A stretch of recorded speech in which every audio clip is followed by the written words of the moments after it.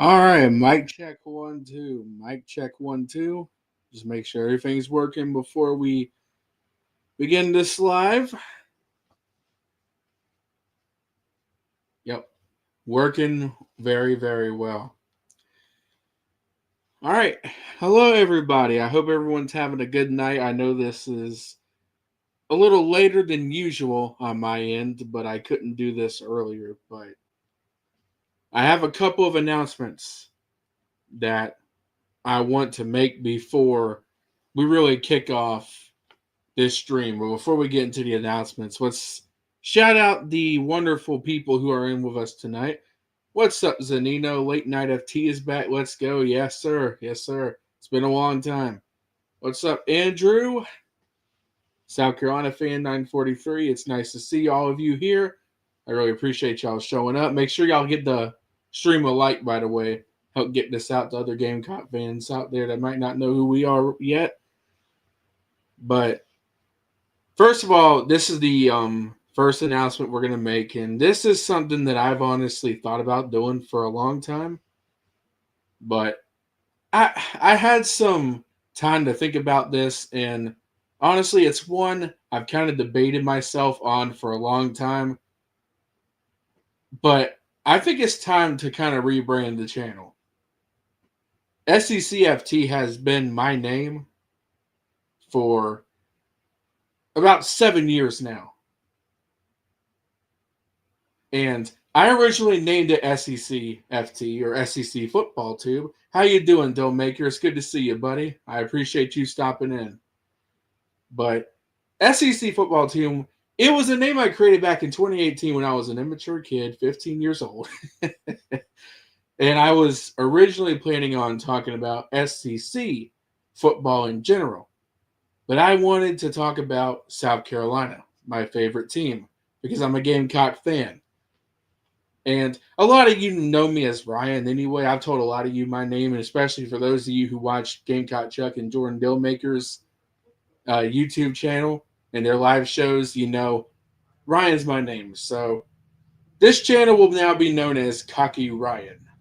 Cocky Ryan. My friend gave me an idea with this one, and I like it. I like it a lot. So this is an end of an era for the SECFT name. And I know a lot of you knew me as that, so it's going to be kind of hard to adjust. But that's what we're going by now. So we are now known as Cocky Ryan. So I appreciate everyone who's been riding with me for 7 years. Now, nearly 8 years, actually. Has it been 8 years? Yeah, not yet. But anyways, I appreciate that. I appreciate that, deal maker. I like it too. I like it too. This is not the end of an era, only the beginning of a new one. You're right. You are right, Andrew. And another announcement I want to make too. I will now be starting doing live shows for South Carolina every Tuesday night and Thursday night. I would like to start it around 8 p.m.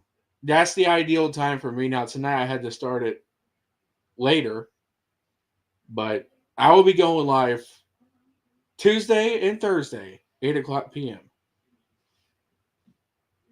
So I'm looking forward to this new era because, listen, we're going to build this channel back up. My channel got hacked and deleted a few years ago. I lost over 1,000 subscribers. We're going to build it back up. I'm not giving up. A Gamecock never quits. So we're going to keep fighting because that's what we've been doing. And that's what we're going to be doing forever. We will ride or die with this team, no matter how hard it's been. And boy, has it been hard. We never quit on our Gamecocks. And I will never quit on you.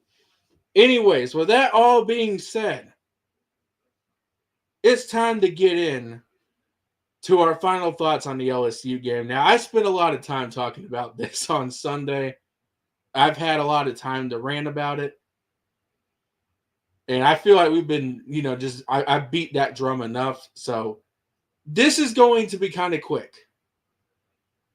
But a lot of us know, man, it was a frustrating night. South Carolina did a lot of things to shoot themselves in the foot. They had every opportunity in the world to win that football game, but just could not capitalize for the life of them. You were gift wrapped 3 turnovers, couldn't do anything with it.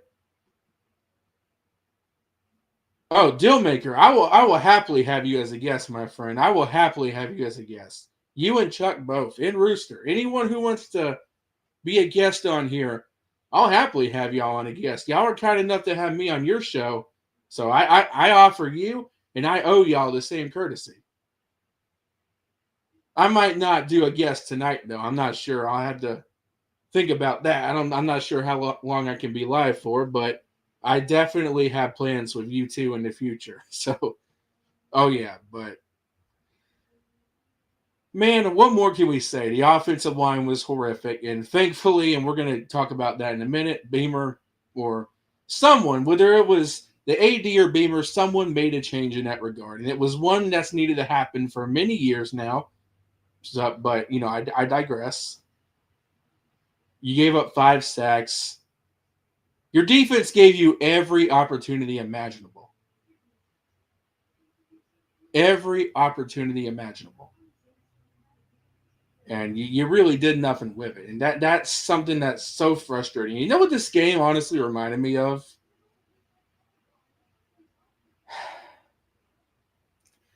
I don't know how many of you remember the Kentucky game from 2021. That was a what? 17-10, 16-10 football game? That was a 16-10 ball game. You created turnovers, but your offense was so bad you couldn't do anything with it. Now, there were some bright spots. We saw the best game from our running backs. I can't understand this, though, y'all. I really can't understand this. How do you take Matt Fuller goes for 72 yards, and we don't see him for the rest of the first half? That's something I don't really understand. Now, I'll give Rasul Fajan credit because that was the best game I think we've seen from him this year. But where is Oscar Attaway, man? Where is Oscar Attaway? I want to see more of Attaway. But, that is a positive. We were able to see something from this running back room. So that was a good thing. But really, you just couldn't do anything all night long. And that was a frustrating part. And if that's not bad enough, 13 penalties, man. 13 penalties. You shot yourself in the foot. It's like you take 2 steps forward and 3 steps back. I mean, that's what it feels like. And the good news is I think that we're going to see a lot more discipline because of who's now coaching our offensive line. I'm really excited and optimistic about Shawn Elliot and what he's going to do with this offensive line. Now, it might take a little bit, but I promise you guys, I really got a good feeling things will be turned around that unit under Shawn Elliott. It's going to take a bit, in my opinion, but it will definitely be done. I believe in Coach Shawn Elliott. And we'll get to that in a minute, but man, honestly, it was just a bunch of bad football. A bunch of bad football, shooting yourself in the foot, and you just did a lot of things to beat yourself, man. That's what you did. But like I said, I got some hope for the future. I do. And with that, I guess we'll go ahead and end it there with the LSU talk because again, I was beating that drum on Sunday. I even went on Gamecock Chuck's show on Sunday when Lonnie was fired. Gave him more thoughts there. So I've pretty much said all I've needed to say about the game at this point. Just not good. Not good. Tough road ahead. So time to get into some better news now. Lonnie Teasley, and no one is celebrating the fact that someone lost their job. No one's happy about that. It is nothing personal with Lonnie Teasley, but there is something that people need to understand. Lonnie Teasley's a good guy. He is. It's not personal, but one of my best friends' father is he's a businessman. He's been for a long time, and sometimes we talk a lot. And one of the things he told me was, look, one of the hardest parts about being in management is that you're going to have employees that are nice guys. You're going to have employees that you love to interact with and that you can connect with in a special way. And the hardest part is having to fire them, having to fire people you like, having to fire people who are nice.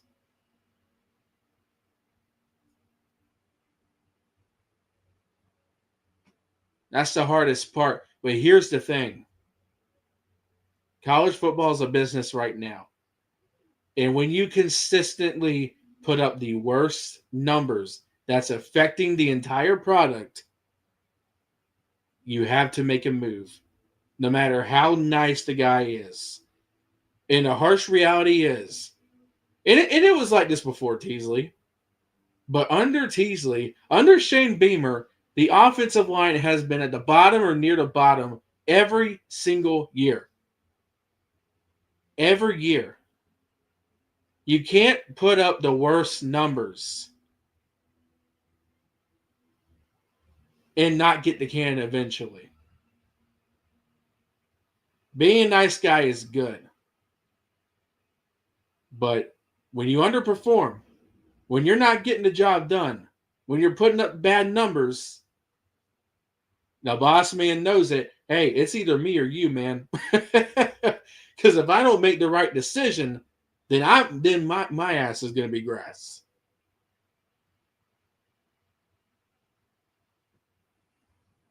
So this was a move that needed to be done. And honest to God, I don't know why it took this long. I don't know. I mean, we had a bye week, y'all. We had a bye week. Why didn't we just do it in the bye week? Why do it now?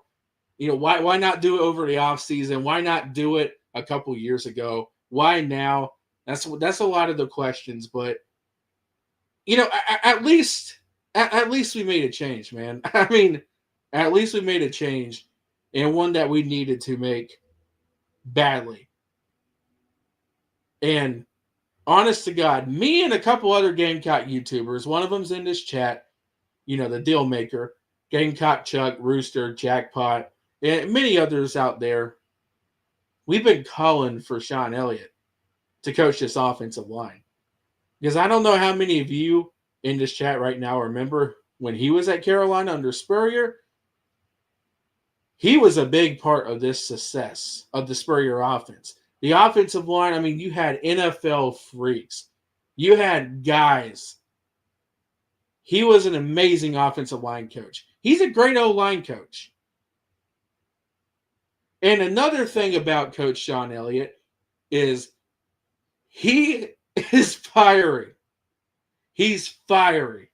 He's got the energy. He will tear into you if you mess up. He once headbutted a guy with his helmet.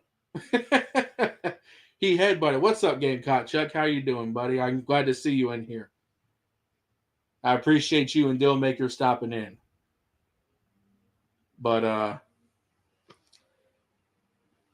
also, I will say, Gamecock Chuck, I will tell you this too. I don't know if you were here earlier when I was saying this, but we're doing we're doing a channel rebrand. Cocky Ryan. That's what we're calling it now. Cocky Ryan. Funny name, but I like it. My friend chose that for me, and I thought it was great. But anyways, Coach Shawn Elliott.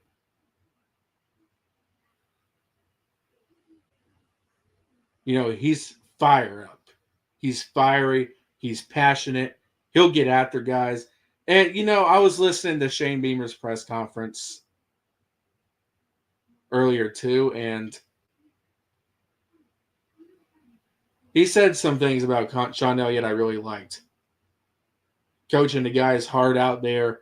And the one thing I think this team really needs right now is discipline. And I was watching Dillmaker's video too earlier. Already coaching the guys hard. And it looks like that he's going to help try to change this team in general as well. But what this team really needs right now is someone that's going to discipline them, that's going to coach them right.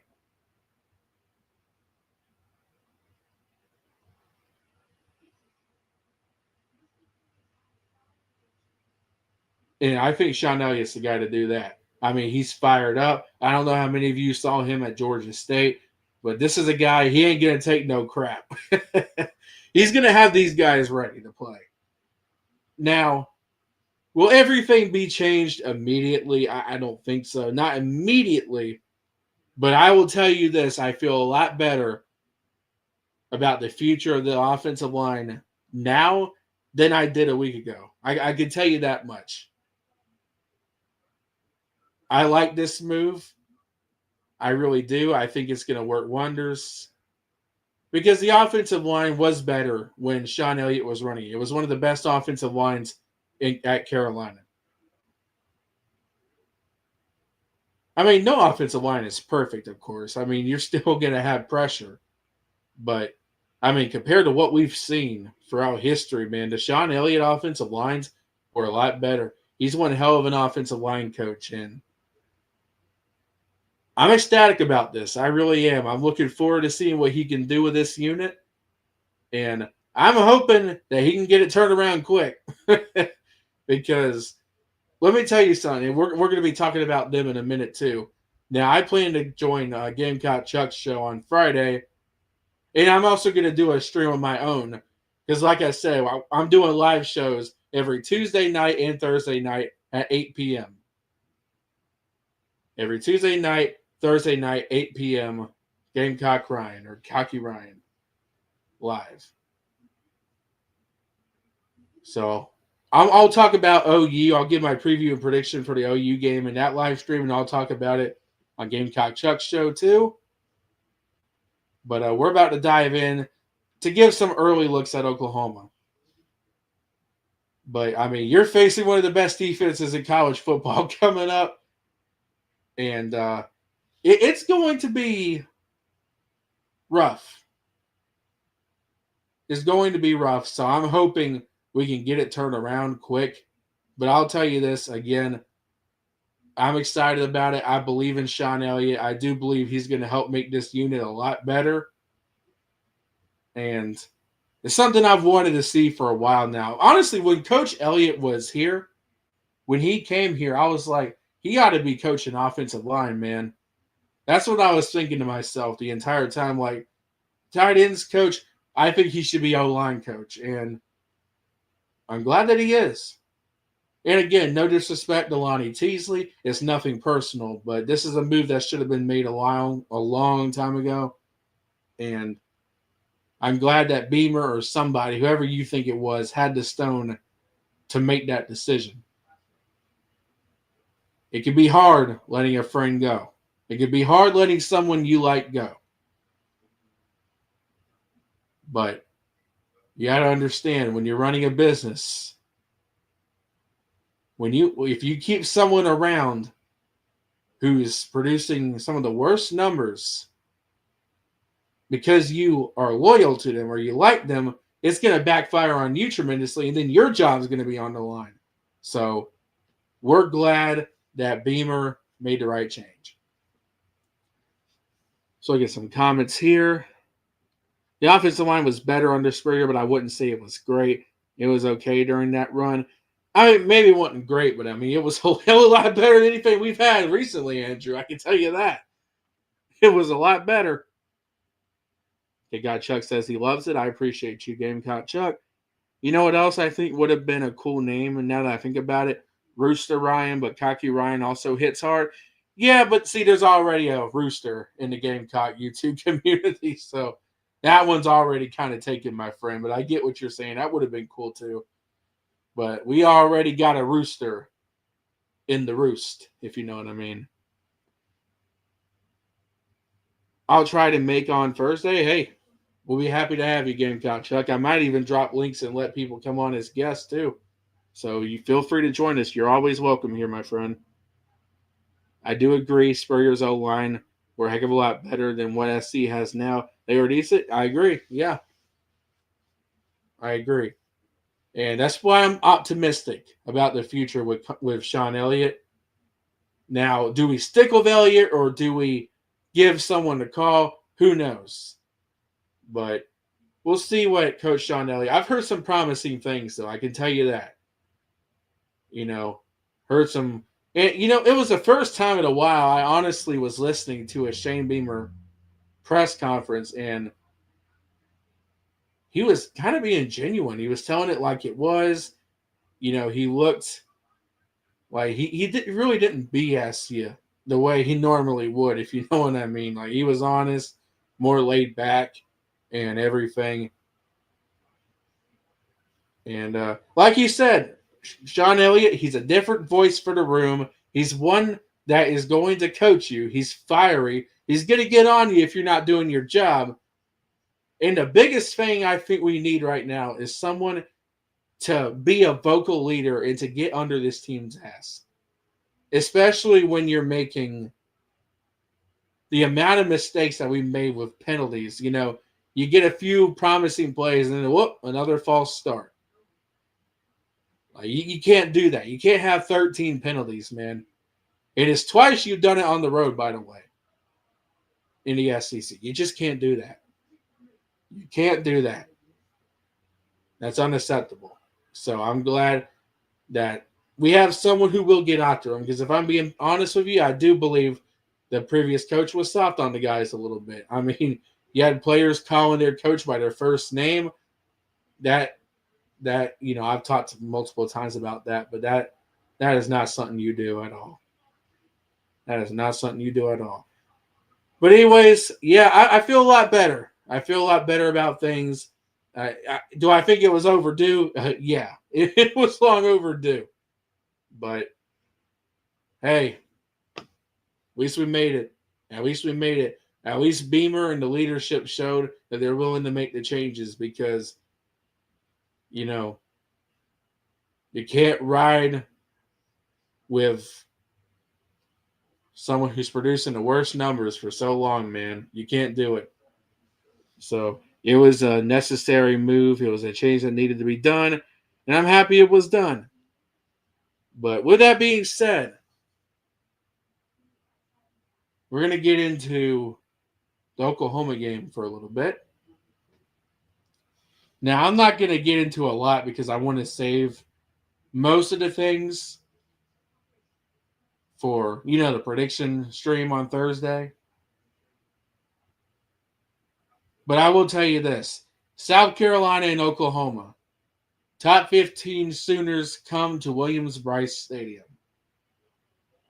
And there is a small chance. There is a tiny chance your boy might be there for that game. Tiny chance. We'll see. We'll see. But there is a chance I might be there to watch the Gamecocks take on the Sooners. And, I've talked about it multiple times on this channel. And I've talked about it on other Gamecock YouTuber channels. Oklahoma is my second favorite team. I've been watching Oklahoma since 2013. I've been watching them for a long time. Now, South Carolina is my number one team and always will be, and that's who I'll be pulling for this weekend. But I watch Oklahoma a lot, as much as I watch this team. Here's one thing I'll tell you right now. Oklahoma is a better team than they were last year, by far. They are. Brent Venables taking over that defense. That was an amazing decision. And boy, has it worked out. Because OU's got one of the best defenses in college football. Say whatever you want about, Texas was able to move the ball on them a little bit in the second half. Well, that's what happens when your defense has to be out there constantly. Because your offense is constantly turning the football over and stinking it up. And make no mistake, OU's offense stunk in Dallas. It stunk. Now, John Mateer was hurt, and we know. I don't think he was 100% healthy, man. I don't think he was 100% healthy with his thumb. He was wiggling it around pregame, trying to show, hey, look, I'm fine, we're cool, and everything like that. But I don't think he was 100% ready to go. Will he be 100% this weekend? I'm not sure, y'all. I'm really not sure. OU, wow, our offense, or I should say Oklahoma's offense, looks a lot better than they did last year. There's still some issues on Oklahoma's offense. Haven't been able to run the football. Offensive line problems. Yeah, kind of like LSU a little bit, but not. I don't think it's as bad as LSU.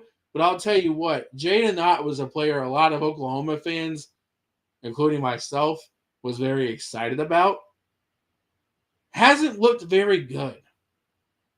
A lot of people are wondering what's been with Jaden Ott, this guy from California that a lot of people thought was going to be so great. It just hasn't worked out so far, man. And again, it's hard to run the football when you ain't got a good offensive line. And OU's offensive line has struggled bad this year. They got some injuries on that unit too, to be fair. But South Carolina's defense, now they've had moments where they've, given up a lot of rushing yards, where their secondaries lost some 50-50 battles. There's been times where South Carolina's defense hasn't looked all that great, against Missouri. But then again, Ahmad Hardy is one of the best running backs in college football. Probably is the best, if we're being honest. So, whatever you think about that one, but there are some opportunities there for South Carolina's defense to kind of make this ugly for Oklahoma. Because if you can get pressure, because South Carolina's defense did very well against LSU, and we knew LSU's offense was struggling bad. They can't run the football. Their offensive line is bad. And let me tell you guys something. Y'all want a hot upset pick here? Give me Vanderbilt to beat LSU. I said it. Vandy is beating LSU this weekend. I said it. Bookmark me, clip me, whatever you want to do. Vandy's going to beat LSU. Let me tell you why. Vandy is a very well-coached team.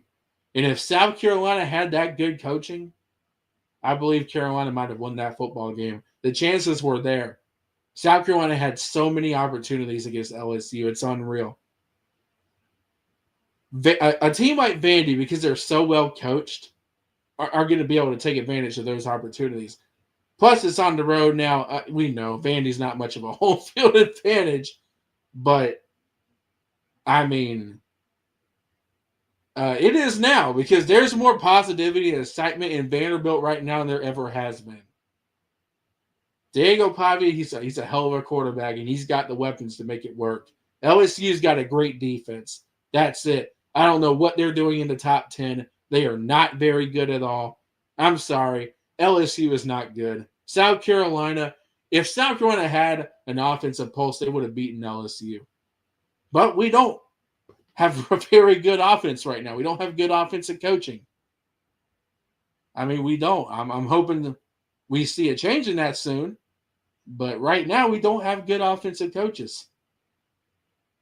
Except for Shawn Elliot. I like Shawn Elliot, and I do think over time he's going to make this offensive line better.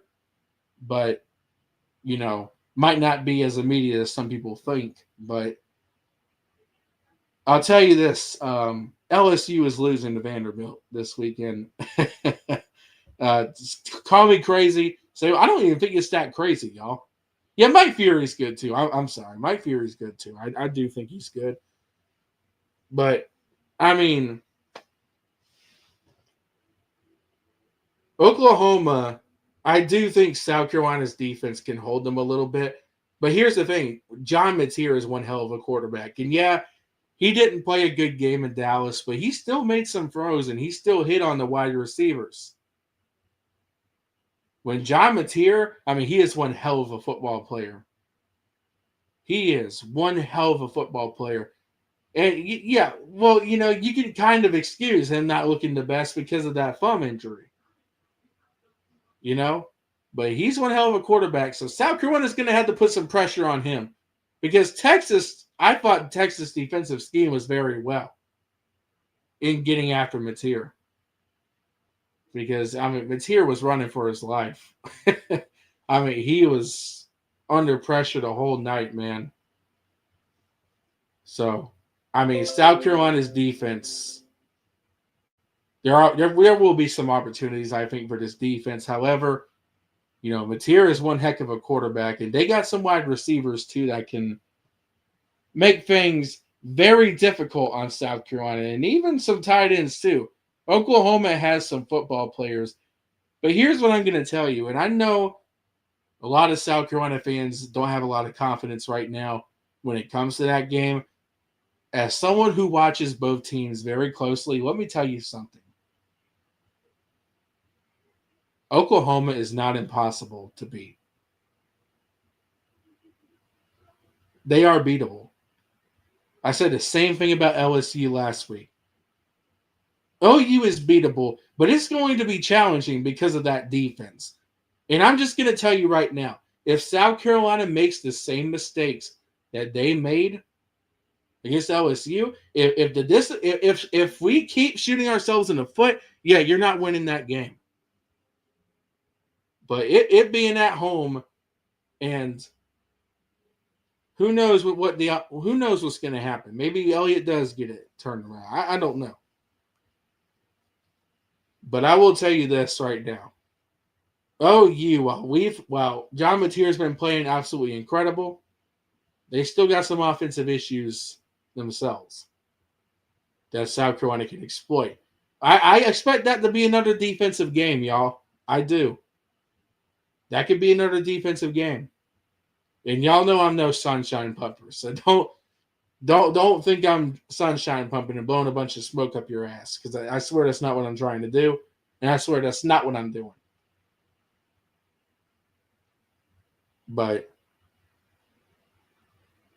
I told y'all last week, beating LSU is not impossible. It's going to be very difficult, but it's not impossible. I don't think OU is impossible to beat either, but I will tell you this right now. That defense that Oklahoma has, if South Carolina can't get out of their own way, it's going to be a long day. But then again, I'll save all of that stuff for the preview and prediction video. But I will tell you this. Oklahoma is a very tough team. They're much improved over last year, in my opinion. They still got some issues, though, and I think a lot of people are overlooking that just because of John Mateer. And Mateer's been able to be magic for Oklahoma in games against Auburn, in games against Michigan. I mean, Oklahoma's defense, I think, is a big reason why this team is 5-1 right now. Because OU's offense has had some struggles, despite John Mateer being brilliant. I think this has the potential to be a defensive slugfest, y'all. I really do. Now, I will tell you this, though. Oklahoma has some football players on the offensive side of the ball that can cause hell for South Carolina.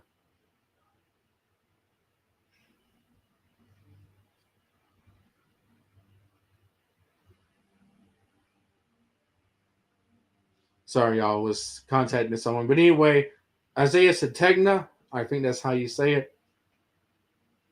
Dude can be an absolute weapon. And of course, we all know Deion Burks. I mean, Deion Burks can play very well too. There are some things I think he could do better. But Burks, I mean, he's a really good football player. He really is. And of course, the nasty Oklahoma defense. I mean, that obviously they're going to get theirs. Oklahoma's going to get theirs defensively, y'all. They are. But here's the thing, though. LSU, despite their defense being so great, I mean, South Carolina was in that game and had their chances. I could see this being a little bit like the LSU game, but I'm just hoping that this weekend, if South Carolina has the opportunities against Oklahoma, they can capitalize this time. But, man, again, There's a lot of issues with this offense, and you're going up against one of the best defenses in the country. It's going to be very difficult. It's going to be very, very difficult. But hey, who knows? Because there have been times where South Carolina has appeared down and out and done for the year, and they've beaten someone no one thought they would beat. That it has happened before. And the weird thing is, y'all, OU is only a 4.5 or 5.5 point favorite in this game. They're only a 5.5 point favorite. And the matchup predictor has them having a 55% chance to win the game, and Carolina a 45% chance to win the game. Vegas is thinking there's a potential upset here, y'all. And I've had friends and I've heard a lot of people saying South Carolina is going to beat Oklahoma. I've seen a lot of people say, hey, watch out for this game. I know South Carolina doesn't look very good right now, but I think there's going to be a game where Lenore Sellers is going to get it figured out or something, or Carolina is going to look good. I mean, that's something some of my friends have told me. We'll see. We will see. But I'm just going to tell you this. I mean, both teams kind of have issues offensively, though. John Mateer, I mean, he's an absolute. He's a player, man. He's a player. I mean, he can make plays with his legs. And Lenore Sellers can too, because listen, I know Sellers. You know, a lot of Gamecock fans I've heard are actually frustrated with Lenore Sellers. I don't know why a lot of y'all are blaming Sellers. Now, I get sometimes he can sit in the pocket a little too long, and sometimes he can, you know, people say he misses checkdowns and reads and stuff like that. But when the dude ain't got but 2 seconds before an offensive lineman is in his face, there's only so much you can do, right? I mean, when you're running for your life all the time, kind of hard to be that guy. And another thing is, we got to start letting Lenore Sellers be Lenore Sellers. You've got to let him be Lenore's. I don't think Dow was the best offensive coordinator. I'm not going to sit here and tell you Mike Shula is either. I'm not calling for Shula's head right now, at least, because I have a personal rule. Don't call for someone's head in their first year. That's my personal rule. And, you know, the thing I was saying for a long time was, well, you know, when your offensive line is playing like absolute crap and plays are getting blown up left and right, every play call can look bad. But the one thing is, Dow Loggins, well, I don't think he was the best. He did this. He let Lenore's be Lenore's because he realized, hey, I mean, Lenore Sellers has amazing opportunity. He's got amazing talent. I mean, he's got incredible talent. And he's under pressure a lot. Let him rip. Let him rip, please. Because Lenoris is a good football player. I don't, whatever you want to say, man, he's a good football player. And whatever we're doing right now with Lenore Sellers isn't working, man. And the thing is, I'm not a big fan of the pro style offenses. I got to be honest with you. I don't think we have the stuff right now to run that successfully. Because South Carolina ain't got the talent of a Georgia or an Alabama or an Ohio State. They just don't. I don't think South Carolina right now can run the pro style offense. At least as successfully as those guys can. I mean, maybe I'm wrong on that. Maybe y'all disagree. But I'd like to see more in different, you know, maybe some spreads, maybe some options. I mean, what we need to see something different, man. Mix it up, man.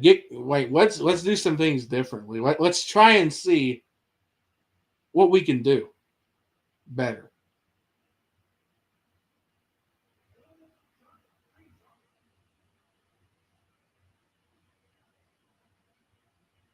But let's read some more comments here real quick.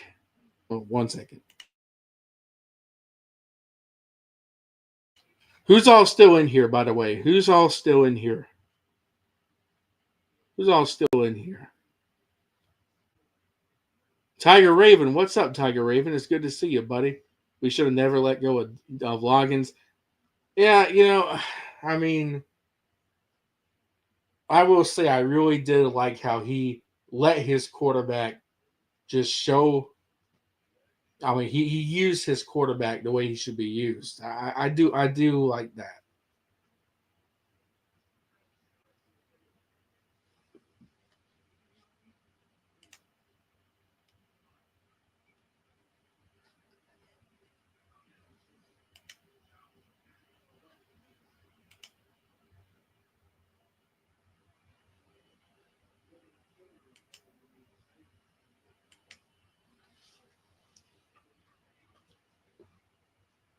I wanted y'all to be able to witness this.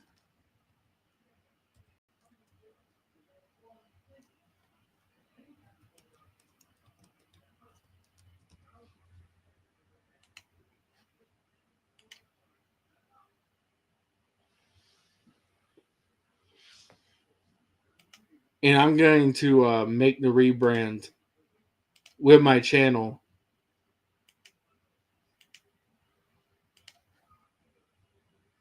after this stream. But what do you guys think, man? What do you guys think about what are your final thoughts on the LSU game? What do you guys think about Shawn Elliott? What do you guys think about OU coming up? And again, we'll talk about it a lot more on Thursday, at least in regards to Oklahoma. But man, I will tell you this.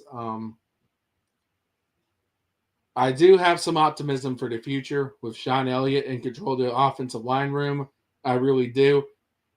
I have a lot more hope now than I did a week ago. And again, I'm not trying to say that the offensive line is never going to allow another sack again. No, that's ridiculous. But they'll be a lot better coached. I can tell you that. They will be a lot better coached, and I think we're going to see some improvements. I really do. I am a believer in Shawn Elliott. I do think that was the right decision. He's a good offensive line coach, and I am looking forward to seeing what he can do with this unit. And Lord knows we're going to need our offensive line to play a lot better if we're going to have a chance to pull the upset against Oklahoma this weekend. Again, I don't think Oklahoma is impossible to beat or anything. I mean, I've told you guys, Oklahoma's got some issues themselves, and we'll dive a lot more into that on Thursday. But, LSU has a lot of issues too. But you saw we didn't beat them because we were too busy beating ourselves, and that's something you cannot do on Saturday if you want to pull the upset.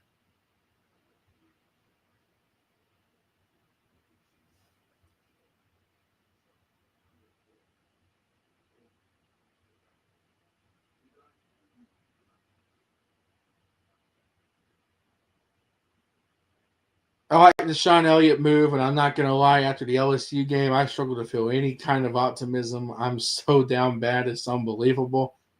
Yeah, I get it, Zanino. I really do get it because I ain't gonna blow any smoke up your ass, buddy. What we've been seeing so far has been horrible. I'm not gonna lie to you, man. We have not been seeing good football lately. I mean, we're seeing a lot of problems. I will tell you this though. Why I feel some optimism going forward, at least with this, is because I think the offensive line has the coach that's going to coach them right and get some results. Even if it takes a little bit of time, which I think it will, I feel a lot better about the line now than I did a week ago. I can tell you that. I really can.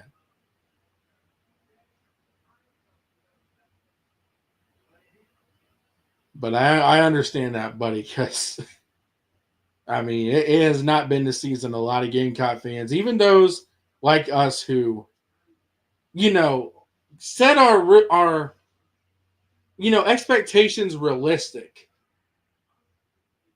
It hasn't been what we thought we would be, man. It hasn't been what we thought it would be because a lot of us thought, even those of us who picked 8-4 or 9-3, thought, yeah, this team could at worst start 4-1.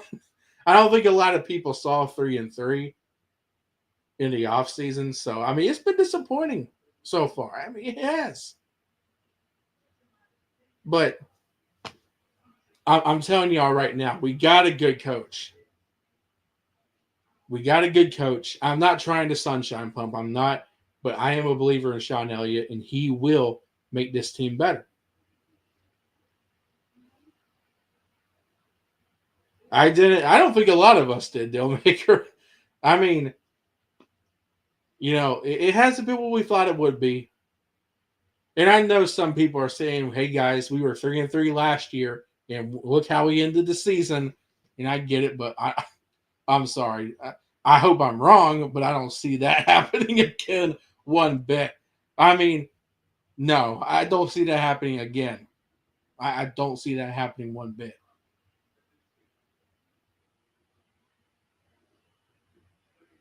Because a lot of my friends have told me, "Hey, man, we were 3-3 last year, and look how it ended."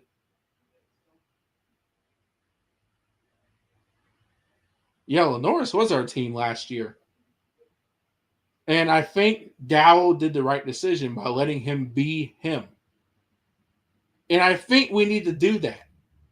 We need to let Lenora Stellars be Lenora Stellars.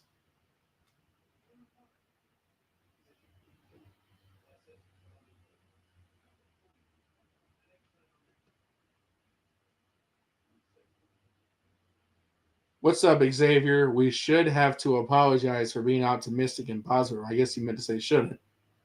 We could use some positivity for sure. And look, man, I'll tell you this: I do feel like better days are ahead with our offensive line.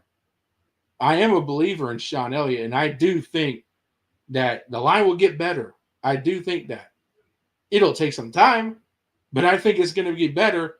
And I feel a lot better about this line than I did a week ago. With a senior defense, yeah, that NFL defense. I mean, you had NFL players all over the place, man. Tonka Hemingway, Cal Kennard, Debo Williams, TJ Sanders, Boogie Huntley. I mean, there was so much I can name. So much I can name. I mean, those guys were unbelievable. South Carolina's got some nice defensive players now, too, but, not like what you had last year.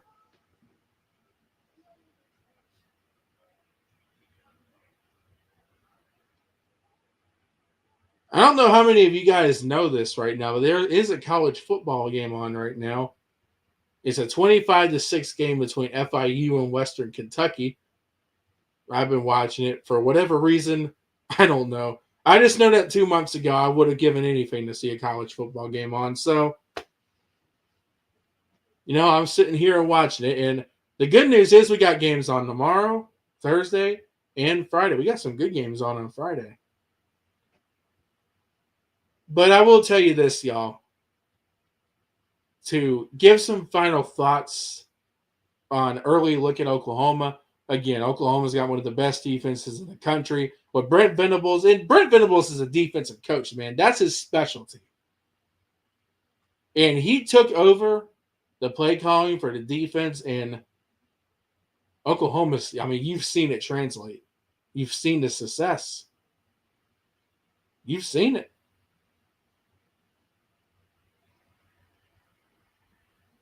It's going to be tough, but I'll tell you, I don't think it's impossible. Because OU has had some issues running the football with their offensive line. John Mateer is incredible, though. I mean, he's one heck of a quarterback. I get it. Didn't have a good game against Texas, but to be fair, I don't think he was 100% with that thumb, man. I don't. Texas got after him quite a bit, too. I mean, Texas was able to get penetration. If South Carolina can get some penetration, who knows? But it ain't going to be easy. But I don't think it's impossible. I'll say that. And I've had a lot of my friends tell me that this is an upset special. the Vegas line being so low at only 5.5, and Carolina's got a 45% chance to win the game, where Oklahoma has a 55% chance. So obviously Vegas is thinking this is going to be a potential upset here. And we'll see. And again, I'll be live on Thursday night at 8 o'clock, and we'll give our preview and our prediction for this game. There's a chance I might be going to it. Fingers crossed. I don't know for sure. But that'd be great because, OU's my second favorite team. I've always wanted to see Oklahoma play in person, so this could be my chance. Though again, I'll be rooting for the Gamecocks, of course, because that's my number one. It will always be my number one. Because like I said earlier, we're Gamecocks. We never quit. Even when we're down, we never quit. Never quit. Gamecocks never quit. I've been through some adversity with this channel. I've been through adversity watching my football team. Not as much as, the older generation of Carolina fans. I'm only 22. But, we've gone through some hard times too. But we never once left. Never quit on them. Never will. Yes, they are good, but they have yet to play a true away game, I believe. In Love, and I believe with Elliot and blocking O-line. I believe in Gamecocks. That's a good point, Dillmaker. Yeah, this is their first true road game. This is their first true road game, and I'm going to tell you right now, I think South Carolina can exploit some of OU's weaknesses on offense because there are some weaknesses. They got one hell of a quarterback, but, they're not able to run the football.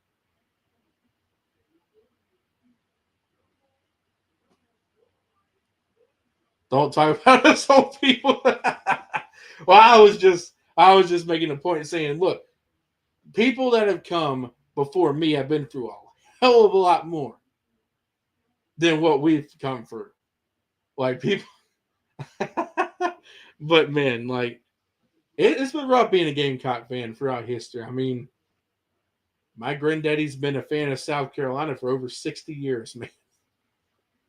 So I mean, you know,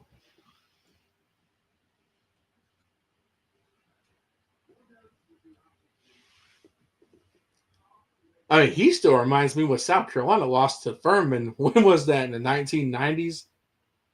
I think he told me it was 1996 or something. South Carolina lost to Furman. And he said that for a whole week, when he went to church, when he went to work, all he could hear about was how South Carolina lost to Furman. He also remembers South Carolina winning the ACC, which is the only thing we've done in our history, man.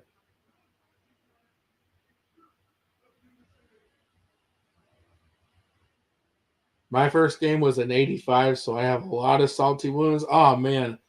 So you started watching them after 1984.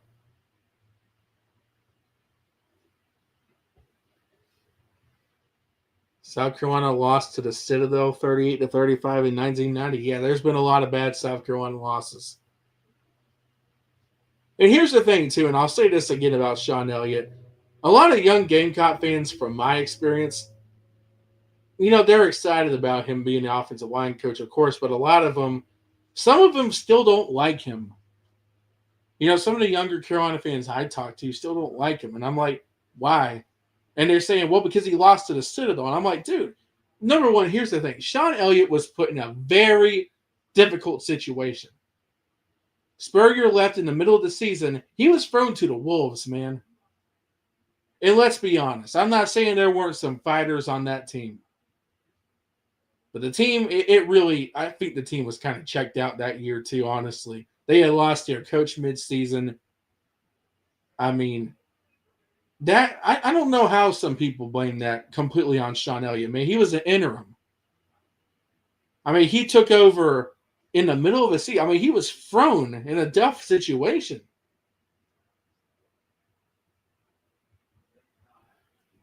And to hate him for that, I don't know. No, I don't understand that. South Carolina did not play Furman in the 1990s. Oh wow, maybe it was another date or something. But he remembers telling me when Furman beat South Carolina one year. Correct. I was born before them, but that's the first game I remember. The first game I remember, and I think I told you this, Dillmaker.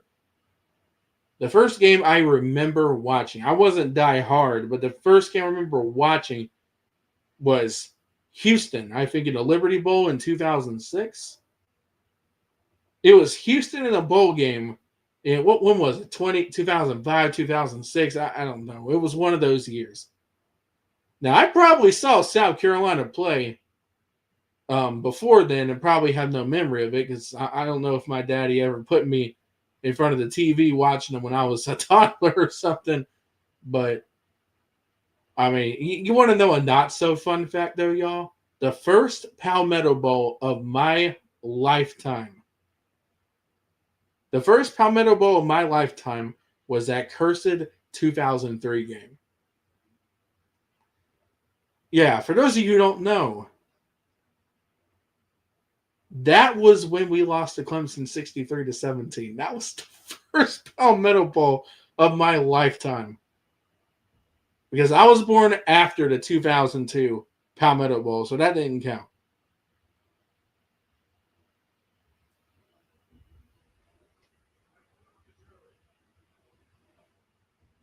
That's the year I got married. Awesome. I was like 3 or 4 years old back in 2006. I mean, man, I was just beginning to walk and everything back then. So I mean, well, no, probably before 2006, but Charlie Whitehurst crushed out. Yeah, I don't want to talk about that game.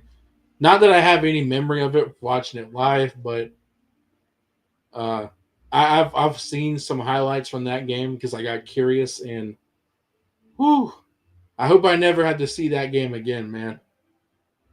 And hopefully Clemson don't beat South Carolina like that again. But I mean, you know, the history of this rivalry, unfortunately, has been very lopsided in Clemson's favor.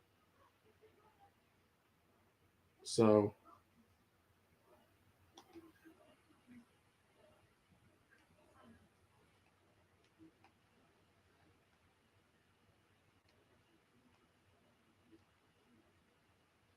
let me look it up. When was the last time Furman beat South Carolina football? Let me look it up and see what it says.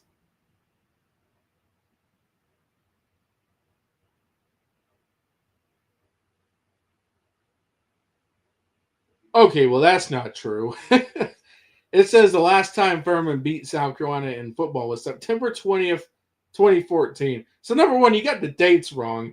And it says Furman beat us 17-7. What? What?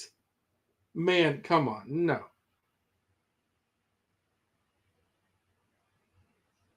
Okay, so no. It was 1982, which was the last time Furman beat South Carolina. It was 1982.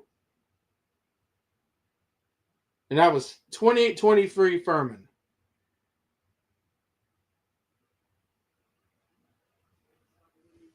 Yeah, I was at the Furman game too. You're about to call me? Go ahead and call, Dealmaker. Go ahead and call.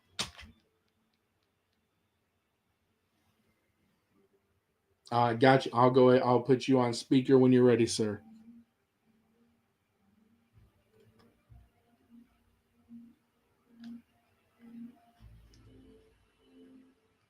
What's up, buddy?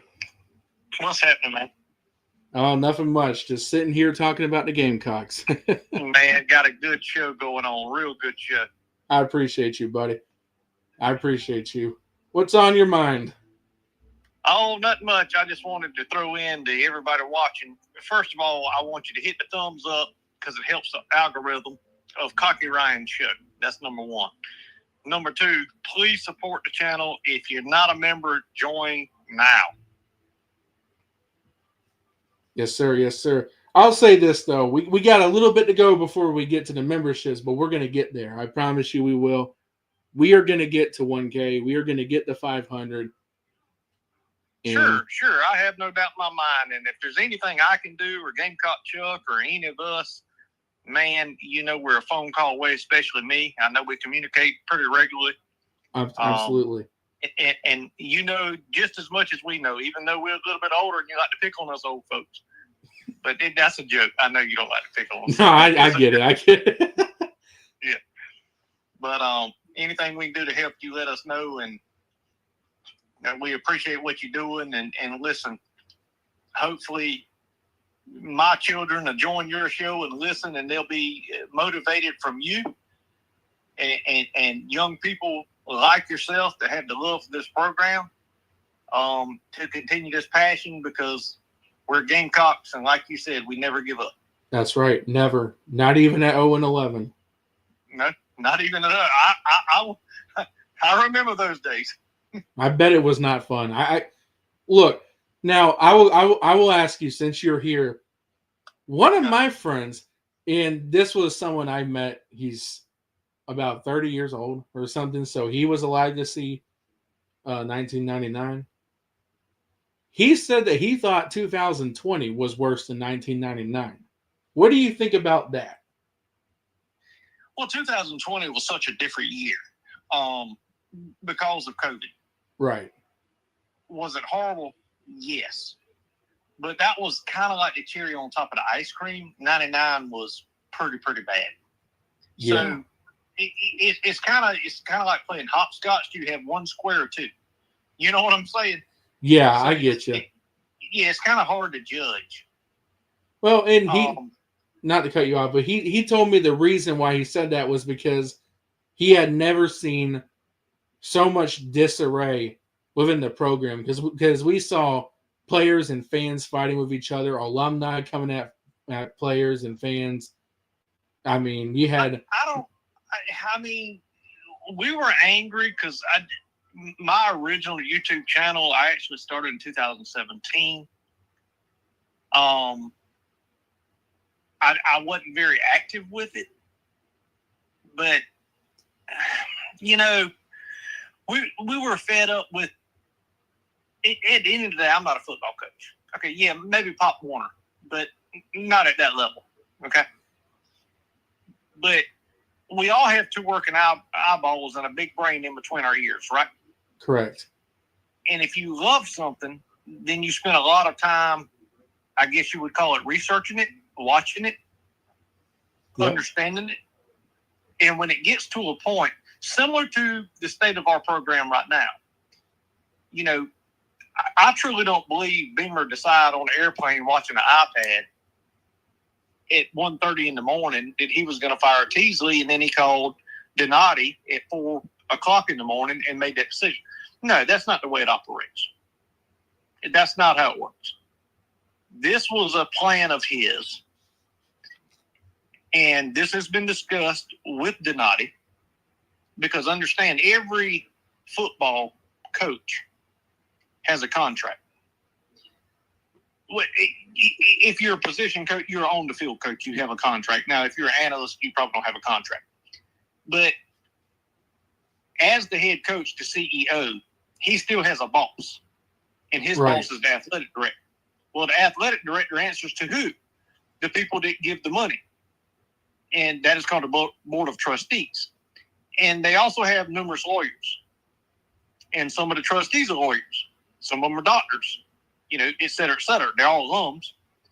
But at the end of the day, you don't start the process to fire someone at 1 a.m. and then it happens at 4 a.m. That's a complete lie. Right. That is a complete lie. It doesn't happen that way. This was in his mind. He knew what needed to happen. I thought he would have done it on the bye week. But I think him being the loyal coach that he is, and a good guy, a super good guy. And sometimes the loyalty will bite you in the ass. Oh, yeah. And he was hoping that we would have a better showing. Listen, that was our game. That was our game to win. LSU all but gave it to us. Yeah. We couldn't do it. We had countless opportunities, man. Countless opportunities. I mean, It's bad when Brian Kelly goes on national television 30 minutes after the ball game and says, "We won and we'll take an SEC win, but we didn't deserve to." I mean, he even said those. He said those words. Because had we been hitting on at least 65% offensively, they would have never won that game. And he knows that. And Dillmaker, I want to tell you, that's why I think Vandy's going to beat LSU this weekend, because Vandy is a better coach team, in my opinion, than we are right now. I mean, that's why I think Vandy's going to beat them. Let me tell you this. If you have any LSU fans watching, they're probably not going to like what I'm about to say. But I like to speak the truth. Okay? Go ahead. LSU's not a good team. Yeah, they're not. They have a great defense. A great defense. Not spectacular, but great. In the SEC, they have a great defense. But they cannot match it in all three phases. And with that being said, when they face real teams that are great, they're going to go down. And they're going to go down miserably. When you face a Tennessee that can score 60 points in a game, well, you can't keep up with that offensively for them. They just can't do it. But hell, neither can we. So I'm not putting the middle finger up at them. That's not what I'm doing, because we're not good either. But they're overrated right now, and I think most LSU fans will tell you the same thing. They follow their team like we do. You know what I mean? Yeah, I have a couple of friends who are LSU fans, and they've been telling me that. They're like, "Dude, we are not very good." And I was telling them, I was like, "I don't have a lot of confidence that we beat you guys this weekend." And one of them was telling me, "You're going to beat us." And I'm like, "Really? You really think that?" And he said, "Let me tell you why. We're not very good. We're not good at all. We can't run the ball for the life of us. We have bad offensive line. We have a good defense, but Lenora Sellers," and he told me this, the type of athlete Lenora Sellers is, there's going to be a game this season where he comes alive. He thought it was going to be against LSU. Unfortunately, it wasn't. But they were telling me, like, look, we're bad. And we know South Carolina's got their issues, but we think Lenora Sellers is a quarterback that can exploit those issues. And I'll tell you this, and I've watched Oklahoma for a long time, and I'll say this, Oklahoma, they got a great defense. They have a really good quarterback. They have offensive weapons all over. When he's healthy, right? Right. Because, I don't think he was healthy. We all saw it against Texas. He was very uncharacteristic. And how can you be? Because I still think that thumb is wounded. All right, here's what I would have done. All right. Now, I'm just giving you my opinion as a longtime college football fan. I would have set my quarterback, took my L with a backup quarterback, and at the end of the season, if I had 2 or 3 losses, I would actually stand on a podium and say, "Hey, but that one loss, my starting quarterback wasn't in the game. He was injured." And you know what? I think they would have excused that. But the fact that they played him, there's no excuse for losing the game. Does that make sense what I'm saying? Absolutely. 100%. I agree with you 100%. And look, Texas, especially to those of us who love OU, that game's a big year every single year. OU wants to beat no one more than Texas. I can tell you that. But it's the reason why they call it the Red River, right? Correct. And the thing is, I get it, but at the same time, you risked your quarterback's health there. I don't think that was a good decision. And you got blown out by Texas with him in there. At the end of the day, I don't think that was a good decision at all. And you know what? I'm gonna go on record right now and tell you this too. Texas is not a great team either. They're not. Mm-mm. No, Arch Manning is overrated, dude. He is way overrated. Definitely has not lived up to that hype. Mateer, I would say, is a better quarterback as we sit here today, barring injury, is the best quarterback I've seen in the SEC or in the country yet thus far, in my opinion. And I'm being honest. Yeah, I mean, Mateer, he's played very well. The thing that would concern, now I'll speak it from the Oklahoma side of me real quick. The thing that would concern me is just really not being able to run the football. Jaden Knott was someone OU fans thought was going to be extremely well coming in from Cal. Hasn't panned out. Offensive line, and we know this from watching our horrific offensive line, it's hard to get a running game and have holes open up for you when your offensive line is so bad. Yeah. And our defense, and yeah, there's been moments where they've looked bad. Against LSU, though, to be fair, Ahmad Hardy might be the best running back in college football, if not top 3, no doubt, in my opinion. But, I mean, they played very well against LSU, and LSU's got their issues, but Oklahoma does too. So that's why I'm thinking this could be a defensive slugfest again. Well, you heard me say it the other night. You reiterated it, and you paid attention to it. There's rhyme or reason why Vegas put the line where it's at. Yep. Okay. And take home field out of it. I know that's probably a point and a half just being home field. You know what I mean? Right. That's probably a point and a half within itself. But at the end of the day, you open the line at 5.5 points with a top 10 ranked team versus a 3-loss team, a 3-3 team. That they know something we don't know. I'm telling you, they know something we don't know. And you know what else, Jordan? And I think I've told y'all this before. Coming into the A&M game last year, I mean, I had a gut feeling about that game all offseason long. And A&M was ranked number 10 coming into that game. And that line, what was Carolina, like a 3.5-point underdog or something? Yep. That's what I remember. Against a top 10 team. And Vegas knew something. And look what happened. South Carolina, now it was a close game up until the fourth quarter. Then Carolina just ran away with it. And I want to say this, and then I'm going to let you go. I put the kids to bed, so I missed about 30 minutes of your show, and I apologize for that. No, it's all good. But I want to say this, my closing thoughts, is that we've yet to see Dylan Stewart come alive. I think we would all agree with that. Now, does he impact the game? Absolutely. But we haven't seen that Jadeveon Clowney-like come out of him this year yet. We have yet to see Lenore Sellers come alive. Why? Because he didn't have time to.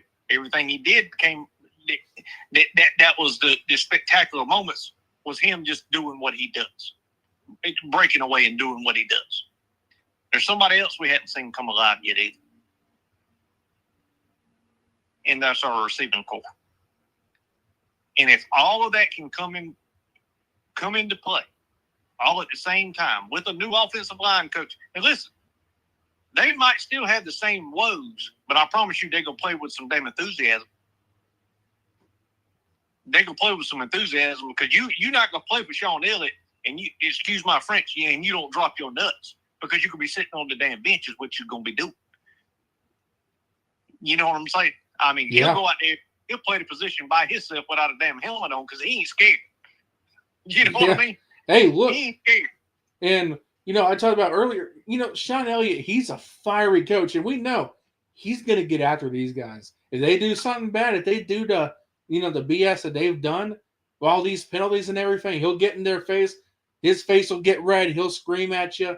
I mean, he once headbutted the guy. I mean. Yeah. Busted his head open and coached the whole game with blood running down his nose, across his cheeks. And that's the coach that we want. And that's why I feel a lot better about this offensive line going forward. Now, it's going to take some time, in my opinion. I don't think it's going to all magically come alive. But I will tell you this. You're going to see something different. Yep, the intensity will be there. I think you'll see less mistakes. They're going to be coached by, someone better. And, I said the story earlier. One of my best friend's dad, and me and him talk a lot. He's a businessman. And he said one of the hardest parts about being in management is having to fire someone and someone you like. Someone can be a good guy, but if he's consistently putting up the worst numbers, it's either you make a move or someone's going to make a move on you. That's what he told me. I will tell you this. The biggest teachers you'll ever learn in life is from failure and mistakes. Okay? Correct. Someone that's been in management or ownership nearly all my adult life. You do have to make those decisions. And those decisions aren't easy because you always want to think about how good that person is outside of their job. Mm-hmm. They have a wife. They have children. All of that comes into effect. But at the end of the day, if you don't make that choice and that decision, then somebody's going to make it about your position. Yep. You know what I mean? Yep, and that's what my friend's dad was telling me. It's like, look, the thing is when you establish, a relationship. Now he taught me, because I told him I want to go into business one day, and I can talk to you about that more, off air and stuff another day or something. But he told me the hardest decision. Now he emphasized this: have a professional relationship more than a personal relationship. Now you can like other people, but don't become so loyal to the point where it impacts your decisions, because if you become too loyal, and he told me this, then you're going to find yourself without a job. Well, and he told you a lot of truth, and I am guilty of exactly what he said. When I first, I would say, let me think, let me get my years right. Back in, I would say somewhere around the 2010 eras, right before then probably, when I became the guy, you know what I'm saying? Even though I worked for someone and I worked for a board, but yet I ran the day-to-day operations. I spoke to them. They didn't speak to anybody below me. You know what I'm saying? I had to answer to them. Of course, we had controllers and all of that that spoke to them as well. But when I became that person, I was also, I was I guess you would say, the employee's boss. I was the one to always motivate. Hey, how you doing? What y'all do the weekend? This, that, the third, which is fine. Yeah. Which is fine to have that relationship. But then sometimes you have relationships to grow deeper than that. Next thing you know, your wife is carrying your children over to their house. Well, that creates a relationship very strongly. You know what I mean? Yeah, and that's and that's when it gets. Now, as long as everything's going good, it's great. But when something starts going wrong, at the end of the day, they still need to realize, we're at work. Yeah, I'm your boss, and I make all the decisions. Now, outside of work, no, we can be friends. But I had to understand how to separate the two. And once I realized that, and I'll be honest, I work for some great people, and they told me that. They were like, listen, you're doing a great job, but at the end of the day, you have relationships with certain employees and their families and your family that if something goes awry, if you hang on too long, then we're going to have to make a decision. Because if you can't make a decision in your position, then we're going to have to make a decision about your position. And I'm like, oh, crap. Yep. You know what I mean? Yep. And that's what he warned me about, too. And he's like, and look, he tells me there's nothing wrong with checking up on your employees and saying, hey, how are you? And, being kind to them. But he told me, and he said, and it's hard sometimes. I want you to realize it's hard sometimes. But I will tell you this. Any employee, including myself, that's ever worked under my tutelage, or me being an owner, whether it be manager, office manager, all the way down to the guy that swept the floor, they will all tell you the same thing. I work for that man any day of the week. Every one of them will tell you the same thing. And some of them I fired, and they'll even tell you the same thing. I work for that man any day of the week because I didn't fire you. You fired yourself. I was just the one that delivered the news. You know what I mean? If you Yeah. had that kind of relationship with them, they trust you, you trust them. You'll never ask them to do anything you haven't done or not willing to do any day of the week. And you have proven yourself, and they follow your lead. They already know what you're going to tell them when you go to them, because they know they have failed at their position. Yep. That's the way I look. Yeah, and you're right. I mean, and again, that's the hard part, is when you create those relationships and then you have to make a tough decision. And I know people in my personal life who've had to do that, and of course, I just told you about my friend's dad, and it could be tough. And the same thing for Beamer and Lonnie, because I get that Lonnie Teasley was a good guy. I know some people who know the players, and they tell me that the players really liked him and everything, and that's great. I mean, it's great to like the coach, but at the same time, in business, they do have a saying, and it's a hard saying, but it's true. Nice guys finish last.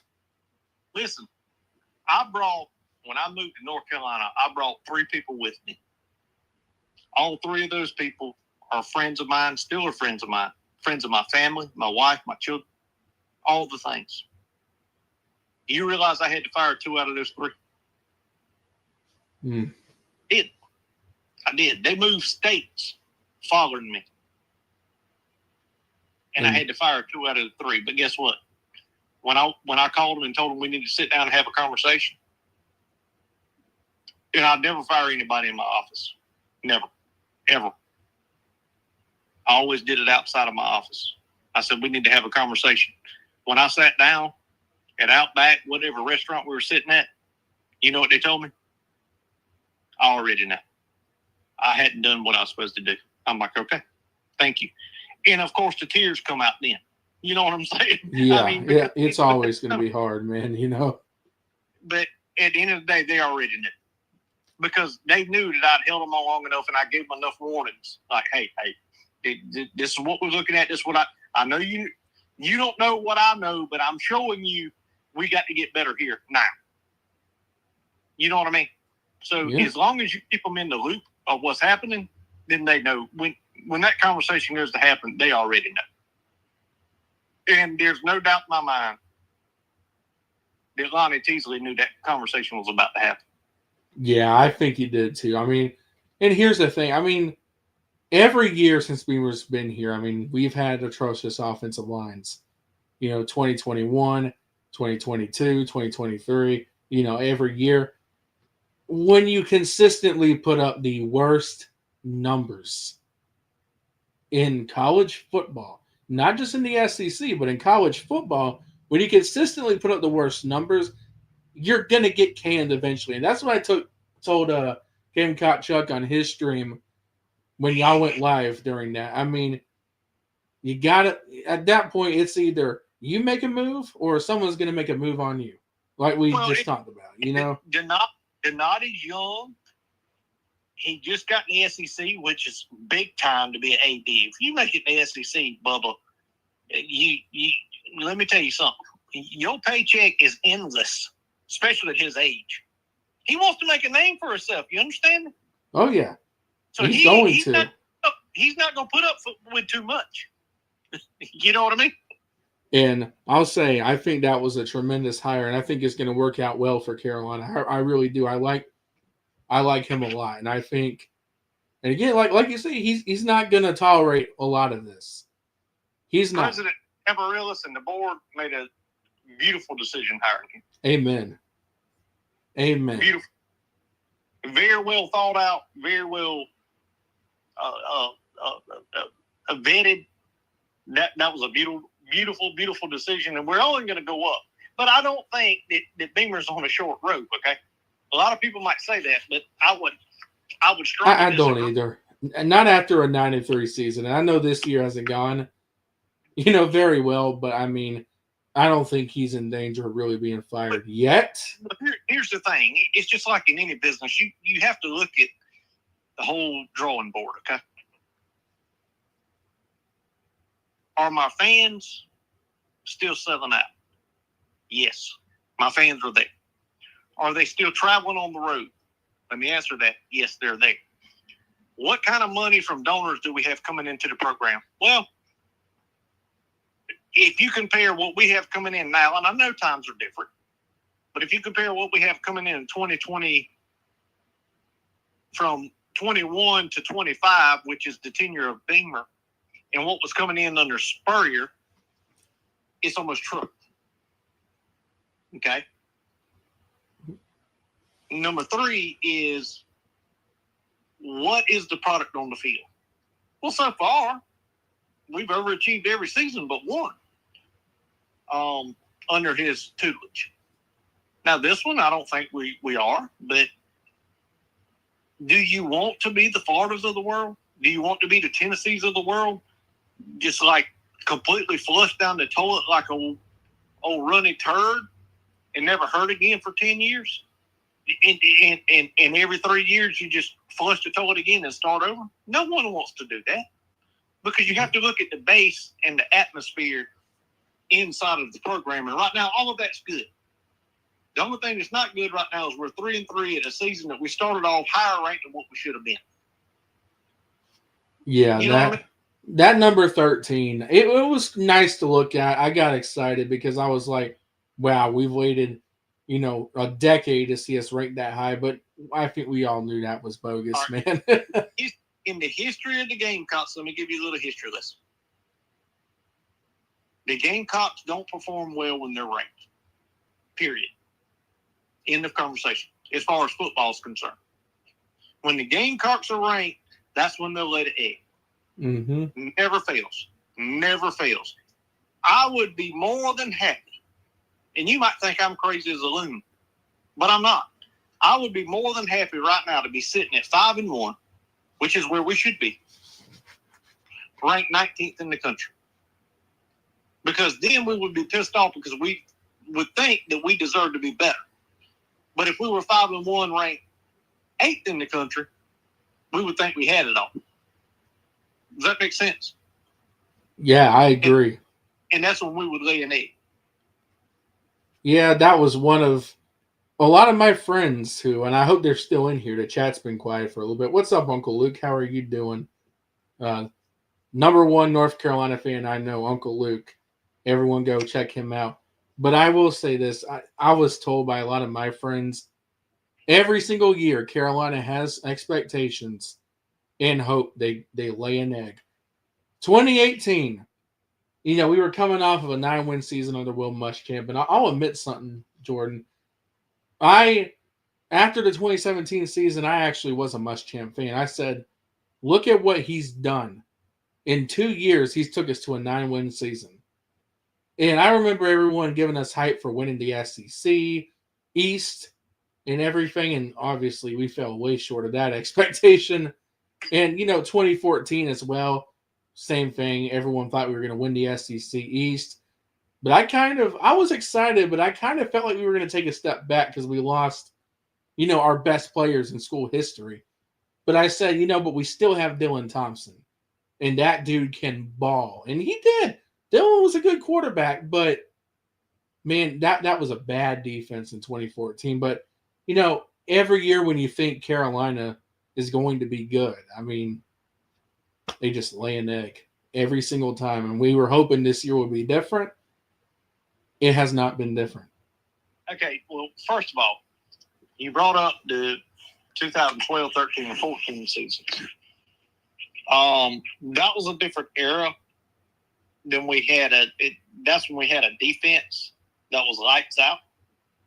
That's when we had an offensive line that was, I would compare to any line in the country.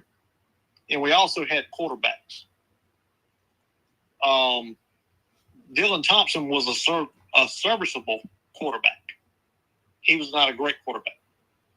The best quarterback, in my personal opinion, we've had 3 great quarterbacks. Let's see how much history you know. How much history do you know of the Gamecocks? Who is the best 3 quarterbacks in your opinion? In my opinion, Garcia, Connor Shaw, and Steve Tannehill. Okay, a little bit before then. Well, Todd Ellis and Tommy Suggs, of course, would be my choice as well, because Tommy Suggs.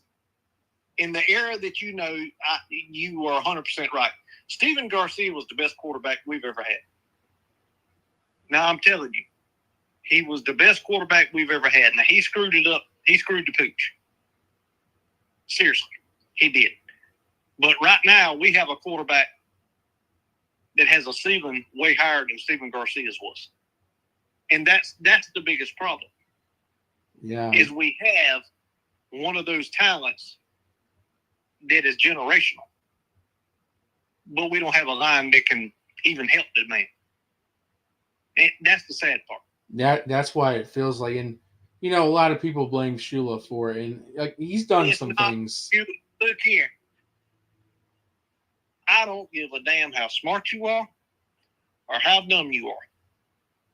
You can be 8 years old or you can be 60 years old. You can't drive a square peg into a round hole. It just don't work. And it ain't no different than calling a play for a damn line that don't block. Period. Yep. In a conversation. And that's what I was saying too. Like, it's hard. And are there things that Shula does sometimes that I disagree with? Sure. But I will say no play looks good when you ain't got a line that's going to block for you. I mean, when you don't have a line that will block for you, nothing looks good. The one thing I'll tell you, I wish, though, that we could let Sellers rip the way Dow let him rip, if that makes sense. Let me say this. If you're making $2.2 million a year, which is what he's making, and I'm talking about Sellers, and in one ear you got mom and daddy, and everybody gonna listen to mom and daddy, right? I mean, I'm a grown man. My daddy's 72 years old. He called me and tells me to do something right now. Yes, sir. That's what I'm gonna do. You know what I mean? And then in the other ear, you got this guy over here. And this guy's making about $100,000 a year off of you, maybe $200,000 a year. And he's going, hey, man, your line sucks. I got you right now pegged at number, the second quarterback coming off the board. That's number 5 pick. That's a $35 million contract. You need to, you don't need to get yourself hurt. Think about what I just said. Do you expect him knowing that his line can't block? Did you watch his interview today? They asked him, do you want your line to tell you, good job, we got your back no matter what? He said, no, I don't want that. He said, what I want is when they do mess up, say, hey, that was my bad, man. That was my bad. That's all he wanted. Because he already knows they can't block. Yeah. He said it without saying it. So why would you risk yourself from a $35 million payday over a period of 5 years? You'd be ignorant. You wouldn't do that. Yep. And, I watched your videos earlier today, and great videos, by the way, sir. I really enjoyed them. And I will say this, you were talking about Beamer's press conference, and I went back and listened to it too, and it feels like for the first time, probably in watching his press conferences, he told the truth about some things. Like, he called it like it was. Yeah, he admitted our offensive line has blocking issues. Yeah. He admitted our running backs are missing blocks. He admitted there was times our tight ends didn't chip or assist. That's the first time he's ever said it. But he didn't downgrade anybody because he can't lose recruits. He can't do that. Right. But that is the first time in years. I've heard him do it before one other time. That was back in 2003, maybe? Was it 3? I think it was 3. Yeah. He did it right at the end of the year. But he was relaxed, and that was the whole purpose of my video. He had some confidence about him, almost like, I didn't want to have to do this. I was kind of pressured. He didn't say I was pressured to do it, but we all know he was.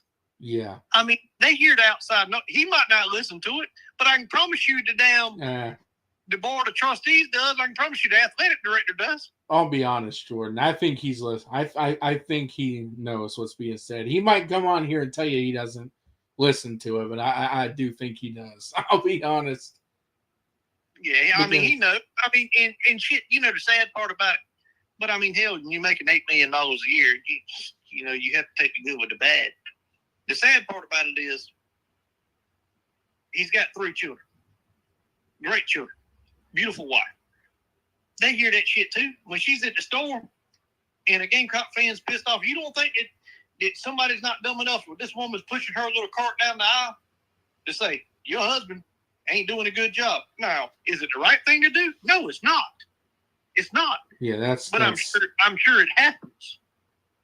Yeah, to bother a coach's family, no, yeah, I will never ever condone that, ever. You don't think that little Hunter doesn't go to school, and we just come off of a bad loss that people say, well, your daddy ain't worth a hootie tootie. Now they ain't gonna say no cuss words, I hope. Your daddy ain't worth a hootie tootie coaching this team. We're 3-3. Can you imagine how that kid feels? Talking about his daddy, someone he looks up to? It's not right, but I'm sure that happened. Nobody's told me that happened. And you know what else, Jordan? Not to cut you off, man. I'm sorry, I keep interrupting you, but one of my best friends who went to the middle school that I used to go to, when Jake Bentley was playing football at Carolina, he said his brother or something went to the school I went to and I used to go to, in the school that my best friend was going to. And he told me that, Bentley's brother or something goes to our school. And I was like, what? And he was like, yeah. And he said, but everybody keeps telling him how bad Jake is. He says he's got Clemson fans bothering him about Jake Bentley and stuff like that. And I get the rivalry trolling, but I felt bad for his brother having to go through that. And, I have my opinions on Jake Bentley. I think he could have turned out a lot better. I think he had a higher potential. I don't think he was inconsistent, but I really think that the coaches didn't use Jake right. Maybe I'm wrong on that, but Jake was a drop back passer, and that's about it. Yeah. Yeah, I think his ceiling, he hit it at South Carolina, but it was only for a short amount of time because every other program he went to, it never surpassed the ceiling he hit at South Carolina, my opinion. That's fair. But do I think he's a great guy? Yes. Do I think he's going to be a hell of a football coach? Hell yes. Yes, I do. Because there's a difference between superstar players and smart coaches. Okay? There's a big difference. There's a big difference. And I think he's going to be a hell of a coach. You know what? I think Luke Doty's going to be a hell of a coach. That's what he inspires to do. I think he's going to be a hell of a coach. I mean, damn, he's been in college for 10 years, so he ought to know what he's talking about, But at the end of the day, when you're making $8 million a year, you kind of have to pay a little bit of the price of when you're the highest paid employee of the state of South Carolina for the state, and you don't perform, just like any other job in the world. If you're in charge of, and I don't give a rat's ass what it is, if you're in charge of putting up the caution sign every morning on the side of the road and you can't put that caution sign up good enough or the right way and people can't see it, then you're eventually going to lose your job and you're going to catch flack off of it. You know what I mean? Yep. So, but anyway, man, I appreciate you so much. Thank you for letting me call you. And love your show to death. And keep it up. And if there's anything we can do, I'm a phone call. I probably hurt you worse than I can help you, but I'll be here for you. How about that? Sounds good. I will tell you this, though. Every Tuesday night and every Thursday night at 8 o'clock or 9 o'clock p.m., I'll be doing a live. On Thursday, I'll be giving my prediction for the Oklahoma-Carolina game, and I'll, of course, join you and Chuck live with whoever else wants to join, too, and we'll talk about it more. But, Jordan, I appreciate the hell out of you, brother. I'm glad that you're here with us. I'm glad that you're here for, because this is a new era for my channel. Cocky Ryan, that's the new era for me. And I love it. I love the name, man. It's good. I don't know who suggested it to you. It was one of my friends. But it just rolls off the tongue a whole lot easier than SEC FT. Now, what is FT? So, you know what I'm saying? I know what it stood for, football tube. But at the end of it was just kind of one of those things like, all right, SEC. Yeah, I made that name when I was 15. What does FT mean? You know what I mean? I remember the first time I saw you in the chat, I was like, SEC FT.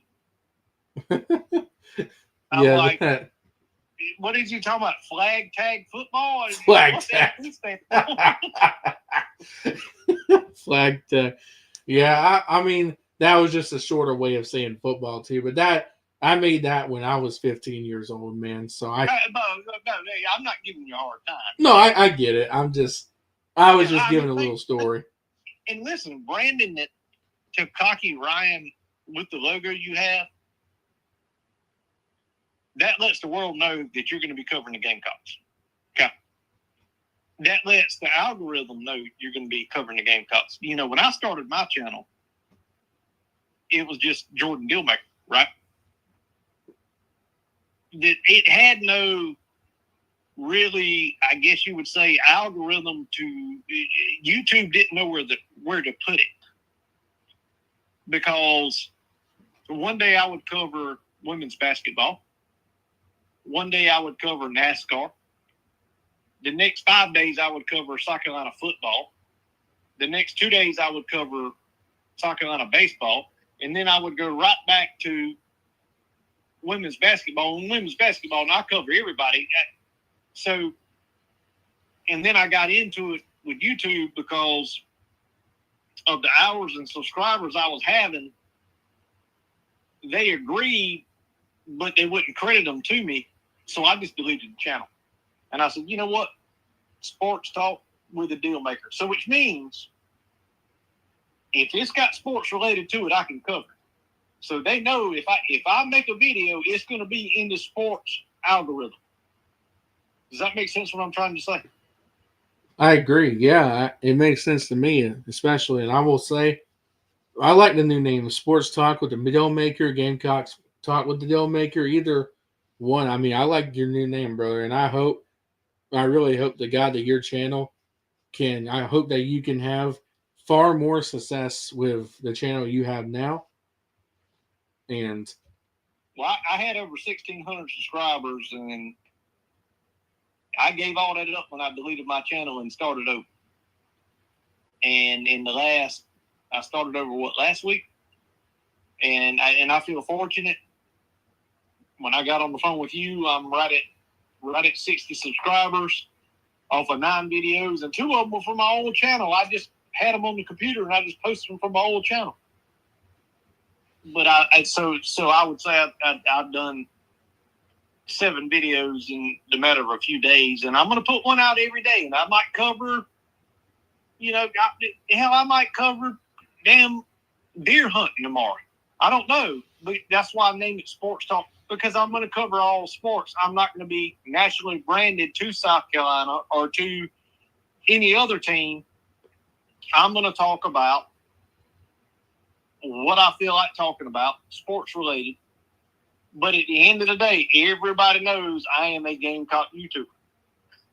Mainly. You know what I mean? Yeah.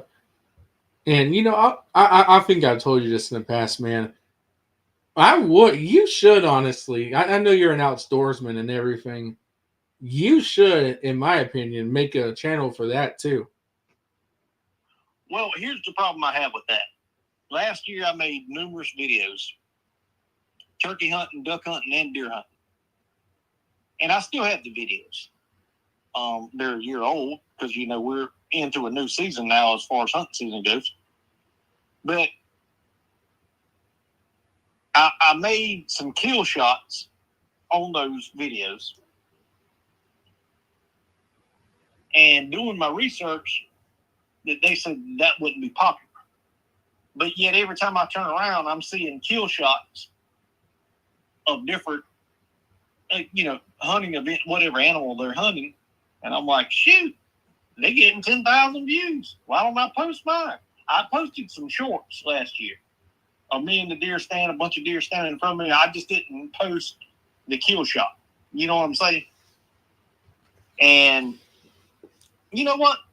You just convinced me. I'm going to do it. I'm going to do it. Hey, I think it would be. I think it'd be awesome. I'd definitely watch it because I have an interest in the outdoors. Man, I don't really hunt or anything. I don't.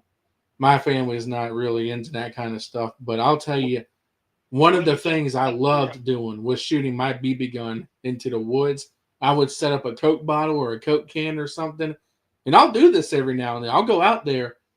I'll go into the woods and I'll shoot at a couple of Coke bottles and just watch it blow up, and it's so funny. I love it. I've got a 13-year-old daughter. She's the dancer. Obviously, she danced for Coastal Carolina last weekend, and I hope that went well. By the way. Oh yeah, in the monsoon, yeah, it went very well. It was beautiful. If it wasn't for her, I wouldn't have been there. But you know, either way, it doesn't matter. Yes, it went very good. Thank you. It went very good. But I bought her a 7mm 08 rifle last year. She's been hunting with me numerous times, and she wanted to take a shot. I shoot a pretty big rifle, and it's got a lot of recoil, so I bought her one that would have less recoil but enough knock mount. And she told me the other day she's been practicing. We've been practicing together. She told me the other day that, Daddy, I'm ready to shoot one. So I'm going to put that on film. I'm not going to say I'm going to put it on YouTube, but just for my, just one of those memorabilia things. You know what I mean? Right. I'm going to record it. But you know what? Who in the world wouldn't like to see a blonde-headed 13-year-old with a high-powered rifle shoot a deer at 175 yards? That would be amazing, wouldn't it? That would. Absolutely. I'm going to do it. Ryan, you talked me into it. I'm going to do it. And I'll tell you this. I shared the link to your channel in the chat right now, so I'm hoping we'll get you a couple more subscribers, and I'll share your channel a lot more in the future, too. Let me know when you make that channel, and I will, if you want me to, I will shout it out, and I'll get some people to... I'll tell you what I'll do. Here's what I want you to do for me. Not tonight. Don't have to be tomorrow, the next day, or the next day. Because I'm going to make this channel, no matter what I name it, I'm going to use you because you motivated me to do it. Okay? I want you to think of a name of it. Seriously. I want you to think of a name of it. And whatever name you come up with, that's the name I'm going to use. Do you want Dealmaker in it, or do you want it without Dealmaker? It doesn't matter to me. Okay. You can use Jordan. You can use Dealmaker. You can use Old Country Boy. You can use an ex-policeman, a current fireman, ex-businessman. I don't care what you use in it. You can use whatever you... Not to interrupt you, how about Hunting Dealmaker? Would that sound good? Or the Dealmaker Hunting. Hunting Dealmaker, or Dealmaker Hunting, or something like that? Or Dealmaker in the Wild. Hey, that sounds good. I go with that. Dealmaker in the Wild. Hey, or in the wilderness. That would sound better. Dealmaker in the wilderness. Yeah, I like that. I think I would go with that one, honestly. Might be Dealmaker and friends in the wilderness, because it's not just going to be me. It's going to be, there's a lot of us. You know what I'm saying? That my nephew, my brother-in-law, my son, my daughter, hell, my wife goes with me. You know what I mean? Right. Now, there is one that I just thought of, but I don't know if it's taken or not. But Rifle King is something that just came to my mind. Rifle King. But that'd be a lot of long distance kill shots, and they're hard to get on camera. They're hard to get. But I like the name. But yeah, I mean, if Dealmaker and friends in the wild, hunting Dealmaker or Dealmaker hunting. If you want me to, I can keep thinking of some names for you in a couple He's days. thinking. Just text him to me. All right, I got you. And I'll say All right, whatever you think is best, you can go with. But I got some ideas. Drip, inspired by Cocky Ryan. That's what I'm gonna say. At the end of it, it's gonna be inspired by Cocky Ryan. How about that? Sounds good to me, brother. And I hope it works for you. And I hope that it is extremely successful. And I hope that you kill so many deer, man. Well, I've hunted a few times this year, but it's hard to hunt in that heat. Down in South Carolina, our state bird chicken and mosquito, and because them some guns about pick you up and pull you out the stand and drop you 20 foot. I ain't lying. Them mosquitoes stay you by. But right now with the cool nights, it's starting to settle down. But see, the conflict you have there is time's about to change. Yeah. So if you're working every day, you need to be in the stand at least 2 hours before sunset. Well, that's hard to get in the stand at 3 o'clock if you got to work. Yeah. You know what I mean? It's hard to do. Now, I will tell you this. I don't know what it's going to be for where you are, but right now, for where I'm at in Lexington, I don't mind saying that, it's going to be a low of 47 on Thursday. Ooh, Lord. It's actually going to be about 2 degrees lower where I'm at. Oh, I'm in the PD. I'm in the PD. Yeah, so it'll be about 46, 45 for you. Yeah. Yeah. Yep. And guess what? I'll be there. I'll be in the woods. I promise you. That sounds like a great. I mean, hunting in like 50-degree weather. That sounds like a good time because I like cold in everything. So I would be perfectly fine with it. But I know you got to go, so I won't keep you much longer. But Jordan, I really appreciate you, brother.